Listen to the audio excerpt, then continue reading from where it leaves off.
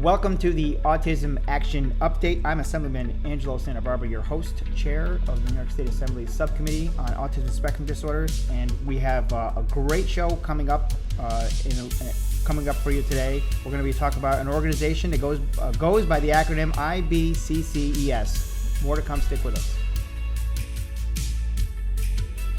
So today on the show, we're going to be talking about an organization that I learned about actually when I heard about a water park that was autism certified, and it's located in Florida. It's called Aquatica, and it came to my attention because one of the things that they advertised was the fact that this park was certified autism friendly. And in all my time serving in the assembly and going through legislation and interactions with learning more and more about autism, the fact that I have a son with autism that I mentioned on the show, my son Michael, this was of great interest to me to know that there was a certification that was possible. That was it turns out it's an international certification.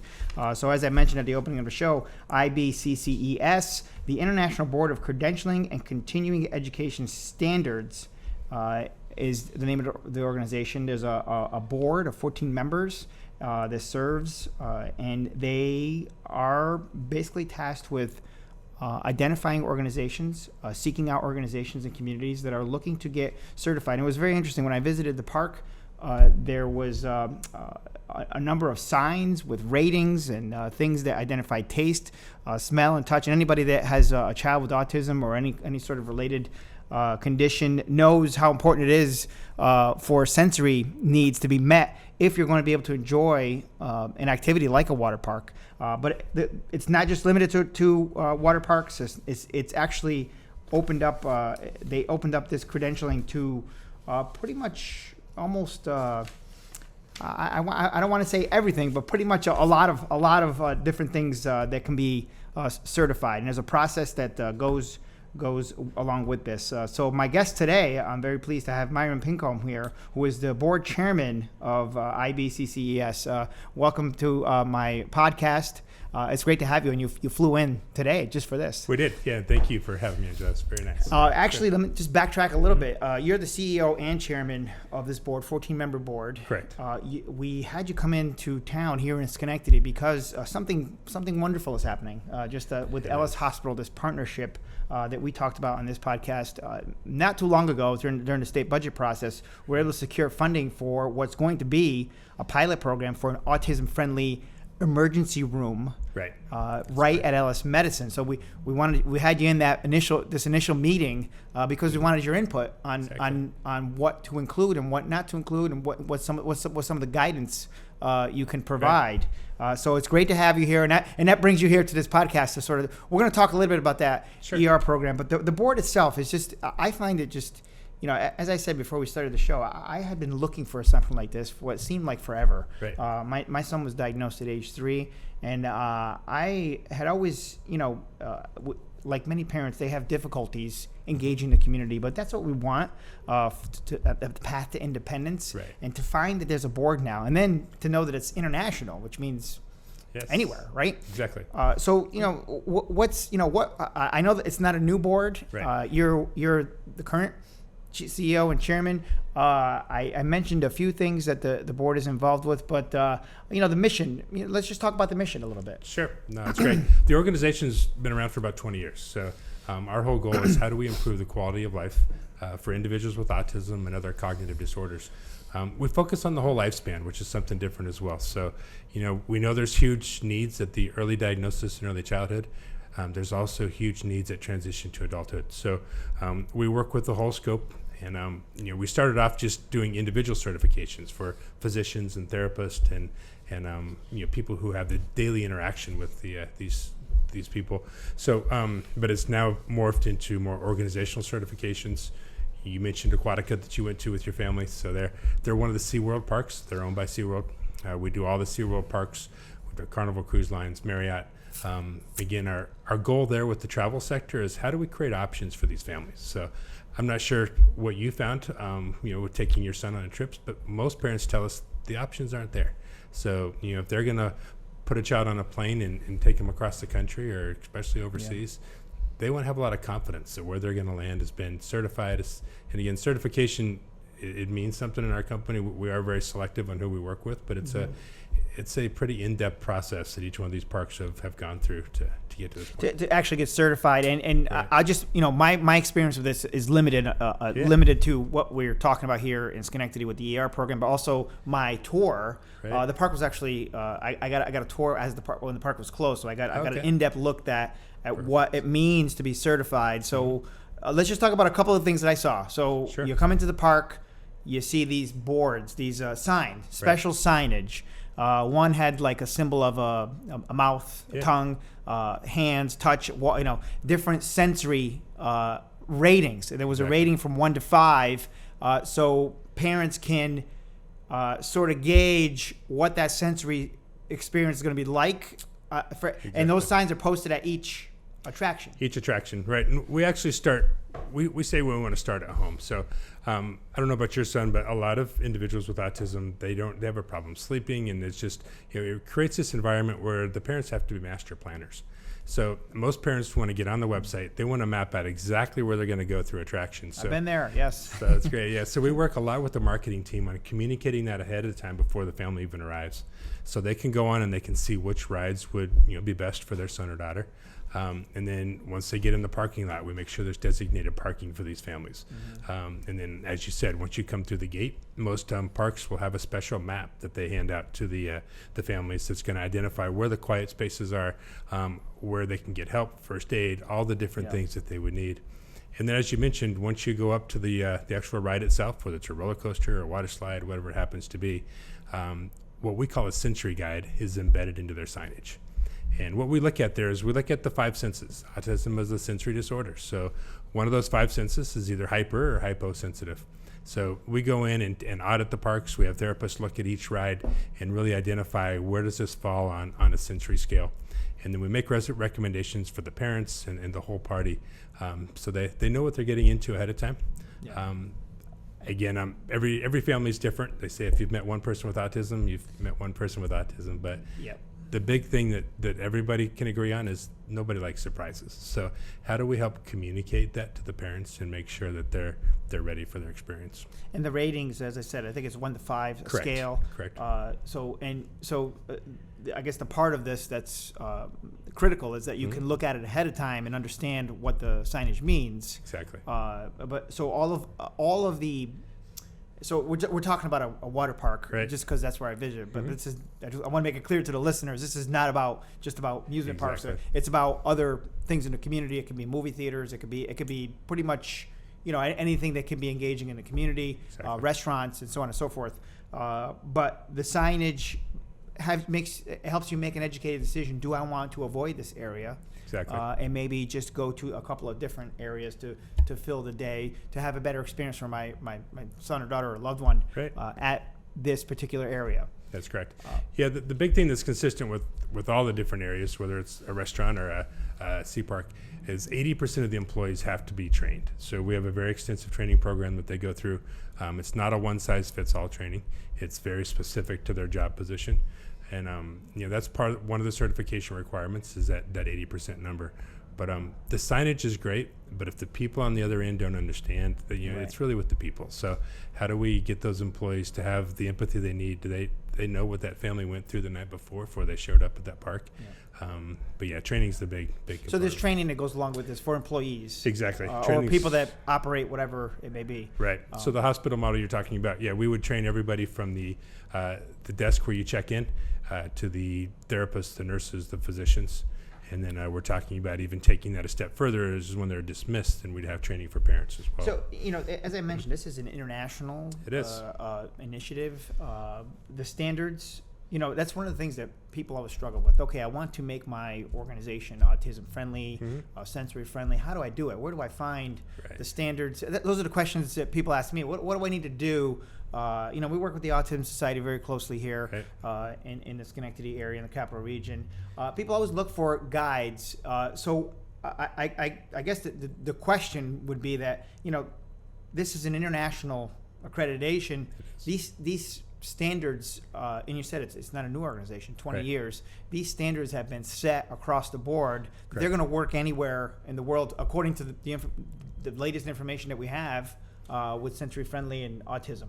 Exactly. Yeah, and autism is not just a challenge we have to deal with here in the U.S. And we may have CDC and different government organizations that give us data, what some countries don't. But every country we work in, it's pretty much the same. As far as the prevalence of autism, it's 5 times more likely in boys. All the data that we use here in the U.S. is pretty similar worldwide. And we've set those standards. One of the things we did is we took a survey of 1,000 parents who have a child with autism. And one of the main things that came back to us is they say, we want to get away from the word friendly. It's kind of a use. First of all, they said, shouldn't everybody be friendly? I mean, that just should be part of what we Right. do.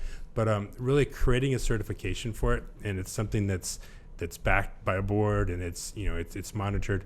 It's a criteria that if the company doesn't continue to meet, we pull the certification, and it's real. It's not just a sticker you put on the door that says we're friendly type thing. And I think it's safe to say it's also about consistency. So It is. Once you learn about this and you're looking for a place to visit, travel, whatever the case may be, you know what to expect and you know Right. what to look for if everything's consistent with the credentialing. Yeah, that's a great point, because there's a lot of misinformation out there about autism. We don't have a certain agenda to push. We're not pushing, on the therapy side, we're not pushing just ABA, or we're not pushing just specific types of therapy. Everything that we train on is research based, but we try to clean up a lot of the things that are out there that are really misinformation, probably get in the way. And the board members, as you mentioned, I mentioned 14, all volunteer in different areas of expertise. Right. They're all volunteer. 3 of the 14 are on the spectrum. We thought that it was very important to have somebody that's on the spectrum to help. 4 of them are parents, or they may have a professional role that relates as well, but they're also parents. We have physicians. We have speech language pathologists. Pretty much everybody that child or adult would have interaction with. Just to get an idea, I mean, over the years, how many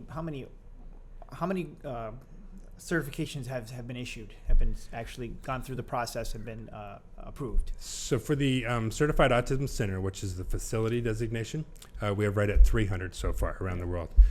The individuals is what we've been doing for a long time, working with healthcare systems. Yeah. And there's close to 100,000 physicians or therapists.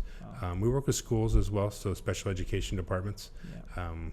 They'll put their teachers through the training as well. And how long does we're going through this here with our ER project in Schenectady, but how long typically does a certification take, or does it vary depending on what the situation may be or what the organization may be? Yeah, it does vary a little bit with the type of organization, the size of it. Yeah. But I mean, you have larger organizations. Carnival Cruise Lines, 36,000 employees. We were able to get them trained and certified on over 100 ships in about 4 months. And I did hear something about this, because Yes. people have said they have taken the autism friendly, Right, autism friendly cruise. So I've yet to cross that yet with my son. But the training, you said, is the big part of this. That's Right. what seems to take the most time. We're not necessarily talking about structural changes. There may be some, but Right. that's not really the bulk of what happens here with the certification. Right, and that's a really good point. So yeah, training is definitely key. When we go in and do a facilities audit, we do not recommend any structural changes. And the reason why is all the parents that we've talked to, if they're going to go to SeaWorld, they don't want SeaWorld to build a red roller coaster that does backflips. What they want to do is they want SeaWorld to communicate what they do already. They be who you are. They say don't change, just communicate so we know if we adapt or not. And then they want acceptance when they come into the parks. So again, that's where the training piece comes in. So we do not recommend structural changes at all. But it's all about how can you improve communications and really deliver better guest customer service. And we, as I mentioned, we talked about the water park. We talked about the hospital setting, the emergency room that we're working on.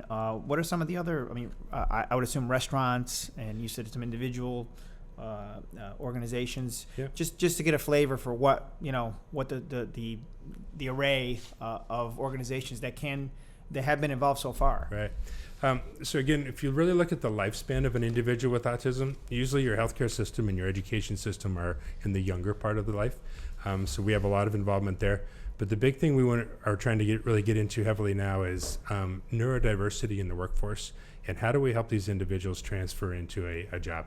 A lot of people think you outgrow autism. That's not the case. So just because you graduate high school does not mean you graduate autism. So how do we really work with the individuals to get them the skills they need, but also with the companies to help them learn how to recruit and manage individuals on the spectrum? So the technology field is very heavy with autism, depending on where an individual lies on the spectrum. But they can be very good at coding and programming. It doesn't take a lot of social skills. They can actually be better than a typical person doing that. And we talk about this all the time with workforce, and employment is a big part of independence. It's huge. It's earning a paycheck, and and here in New York we have the NY Able program, where you can actually save money and be able to use that without losing other support services that are needed to make to help that individual. Right. And I think what a lot of people don't realize is, most of these individuals, they have a lot of the life skills that typical people may not. So very honest. They show up on time, very dependable. They're going to be there the whole time. Those are things that most of us that have a lot of employees would, we can't find anywhere. But an individual with autism has a lot of those characteristics that are just kind of inherent. So. Well, we talked about this very issue on the last podcast. Okay. That's exactly what we talked about, the numbers, unemployment numbers, and we talked about the we talked about people that are looking for opportunities, people that may have disabilities that are looking to find employment opportunity and to stay with that company, and the stats show that they stay much longer. Right. They are loyal to the company. There's a number of benefits that come along with that, and people in this area, and maybe like this across the country, I don't know, but they're looking to hire people with disabilities. That they want to offer those employment opportunities, not just to everybody, to open it up to individuals and individuals with disabilities. Exactly. Yeah, and again, that's just an education piece, helping HR departments at larger corporations really understand how to recruit and what they're looking for. And I just looking at some of the things that are listed here: social workers, speech language, physicians, dentists, firemen, policemen. You have law enforcement training as well, which we implemented here in New York last year. There's a training program that's going on statewide. That's also something that you have assisted with. We do.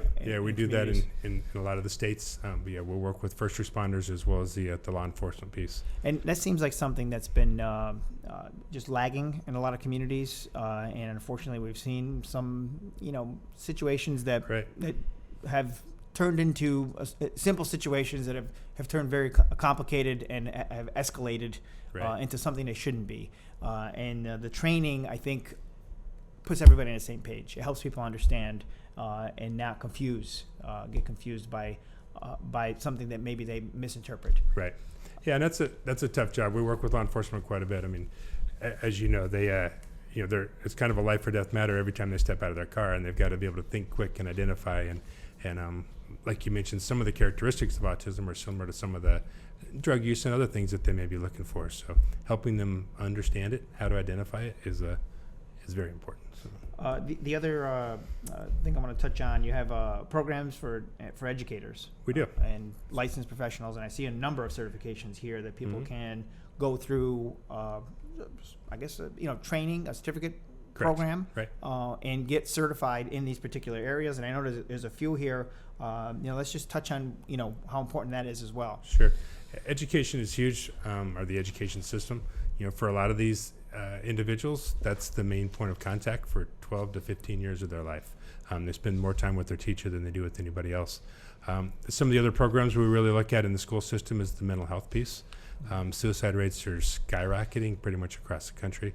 That doesn't have much to do with autism, but those are some of the cognitive issues that the teachers are having to work with. So we do a lot in the mental health space. And you, I know there's a website. Let's give out that website where IBCCES.org.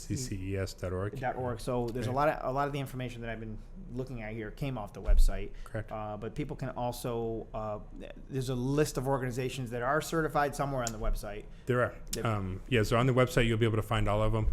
If you're looking for just the travel-related ones, you can go to autismtravel.com. Okay. And that's a portal we set up for parents. They can go on and kind of identify, what the travel options are for them. And there's also information about, other information about what the board does and where people can apply to get. It is an application. I mean, people are. Yeah, it's a full-blown certification. Yeah, there's an application piece for look at, for the individual side of it. We're looking at employment history, and there's references. It's it's not something that just you just get. It's right. There's a process and there's steps, and I think that it's important to note that, because people that are listening and organizations that do want to get certified, start the application process and see how long it's going to take and what needs to be done, because it does vary. It's going to vary from organization to organization. I know we're very happy to have you here in downtown Schenectady in my assembly district. I know that you just came from Puzzles Bakery. Yes. And we know Sarah May Pratt very well, because that's as you know, her staff is she hires people that are on the spectrum, and her entire staff is that was her plan, her idea, to run a business and hire people that were on the spectrum, and it's been working out great, and it's a great model and a great example of how successful a business can be.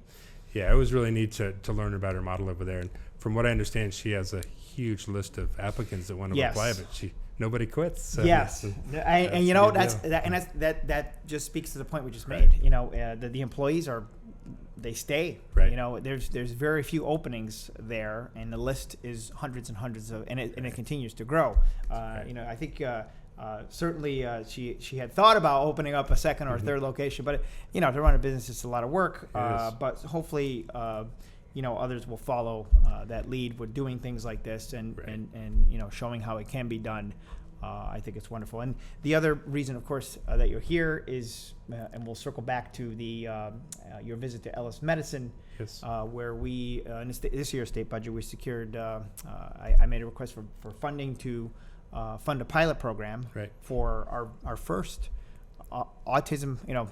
I know we said autism friendly is a term that may be changing at some point, but sensory friendly. Let's say sensory friendly emergency room. And I know we wanted to have you in that meeting because the input and hopefully that I think we're on the path to get this program certified as well. So having the components in place from the very beginning before anything happens is very important. So I guess just your thoughts. I think Orlando.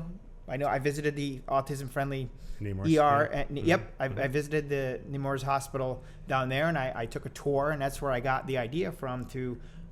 This should be something that should be in every community, because a lot of the calls that I get from people, families that go through the ER, it's not a pleasant experience when you have a kid or a child with autism that has sensory needs, and those sensory needs, it's pretty chaotic in an emergency room, and those sensory needs are just not being met in a standard emergency room. So, just your thoughts on today's meeting and what you think of the project, the project so far. It was great, and thank you for your foresight to be able to see that that's needed, because it's huge. Yeah, the emergency room is intimidating for all of us. I have elderly parents. I had to take my dad there a couple weeks ago, and it was stressful for me. It's taking my dad there. So, and if you walk in there on the spectrum, it's chaos. So really helping everybody understand not only the individual, but the family that's with them. So that's very important. We always say the family is a big part of the individual when they come in there. Sometimes if they're nonverbal or they're not able to communicate, you really rely on that family member to tell what's wrong and to go forward. And as you said, we a lot of times you just assume kids or children with parents. Sometimes it's adults that are by themselves. So also have to make that distinction that maybe there isn't somebody that can really be the interpreter. You have to sort of just understand or recognize the signs and know that we need a special setting here. So I think that for me, I think this pilot program is going to be just phenomenal. I think it's going to the data and the results and what we see from it, I think I'm going to bring that back to the Capitol, and we're going to see that this works, and we need to have it in other communities, and that's the goal of this. So I think to have this certification now, and again, it's since I've discovered and explored the organization, it's been just wonderful for me to know that something like this is already out there and happening, and to bring it in on projects like this, I think it just adds that much more to it. Oh, it's huge. Yeah, and you hit it right on the head with the adult piece. I don't know if there's any data out there. I've heard some numbers that there's 5 to 6 million undiagnosed adults out there. Yeah. So these emergency rooms are seeing it every day already, whether they realize what it is or not.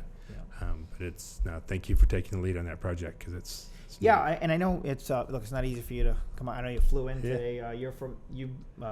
You're from Florida. I'm based in Florida. I'm based in Florida, so Yeah. it's a long way to come up here, but to make the trip, it means a lot. Yeah. Certainly for me. Again, I chair the subcommittee on autism spectrum disorders, and I carry a lot of legislation around issues around helping people with disabilities live more independently and have more opportunities. Part of that is with the work we're doing here, but there's also statewide work. As we said, we have a lot of crossover because the training for first responders is something that I worked on last year, and great. here we have it that you have certifications for that as well. It's always been my hope that the work that we're doing here in New York is not just limited to New York. Oh no. So No, yeah. we want it to be nationwide or worldwide. Right. So having an autism action plan and all these things in place, the work that you're doing speaks to that need, that autism doesn't have boundaries, that it's just in a state or just in the United States or any particular country. It's prevalent across anywhere in the world. It is. Yep. No, that definitely. Yeah. Thanks again for inviting me here. But again, thank you for taking the lead on a lot of this, because there's not a lot of people under there that have really done that. Yep, I'm going to just refer everybody listening to the website again, IBCCES.org. You can also find some of this on my website at nyassembly.gov under Assemblyman Angelo Santa Barbara. For anybody out there listening, organization, individual, want to learn more, this is if you have a child with autism or a loved one with autism, the information on this website is just so interesting, and it's worth the read. It's worth looking into, and just to sort of discover what's happening out there and what options are. Even if you travel, as you said, it may not seem like a lot of organizations are certified, but there actually are, and it can be in any category: healthcare, restaurants, communities, whatever, you name it. It's not just Aquatica was my first experience with this, so we've been talking about the Aquatica Park, but that's not what this is about. It's not about any one particular organization. I know here I should also mention that you're working with Via Aquarium at the Rotterdam Mall. That you're also working with that aquarium to get certified. So that connection happened. So again, that's an aquarium that's looking to get this certification. But the important thing to take away is that if you're interested, make the application and find out what needs to be done, what the steps are, and get it started. And I think that businesses and organizations, by doing this, they are setting themselves up to have more engagement from the community, more participation. More people are likely to visit. More people are likely to feel comfortable bringing kids or loved ones that have autism to your organization and participate and be a part of it. And I think we talk about healthcare, aquarium. We talked about restaurants. We want places to be as accessible as possible, and I think that's good for everybody. Right. No, definitely. And you hit it right on the head. Not only is it the right thing to do, but there's also a business case for it. So, and I know a lot of times. And that was the point I was trying to make, but you said that's the words. Yes. Yeah, and give an example at Sesame Place, the amusement park in Pennsylvania. When we rolled out, we announced a week before they opened because they're seasonal. But the first day they had 400 families show up that identified as having a child on the spectrum. It's 6 million hits on their website the first week. So the website's really not what it's all about, but I'm just, for the business owners that's out there, it's not a small niche group. It's a large population, large percentage of our population. And there is a business case for serving this population. So. Yeah, I really appreciate you being involved with our ER project here at Ellis Medicine. I appreciate you visiting the city of Schenectady. Hopefully you have had time to explore a little bit, yes. The downtown area. And nice. We look forward to having you back. And we want to good. give you an update on what's happening with legislation and other things. But I want to thank you for the work that you're doing, and certainly thank you if they're listening, the 14 board members that serve on this board. It's volunteer work, and it's something that I have a dedication to do and to be a part of, because you want to see good things happen. So thank you to your board. And we look forward to hearing many other things, good things from the organization as time goes on. And I know you have a number of applications to get through. Our ER application will be one of them. So I know we will see you again. It's been great to have you on my podcast. Certainly to have you here, to be able to visit some of the areas and to be able to talk about this project. Hopefully by the time you come back, we'll have more news to share. Maybe we might even have that project completed at some point before you come back. That'd be great. So thank you again. So my guest has been here from the IBCCES board, and we've been talking about a number of certifications and programs that they are involved with. I want to thank you for being here, and thank you for joining me on the show. Hopefully, we can have you back at some point. And just for those that want to know, I had to look it up here because it's such a long name. International Board of Credentialing and Continuing Education Standards.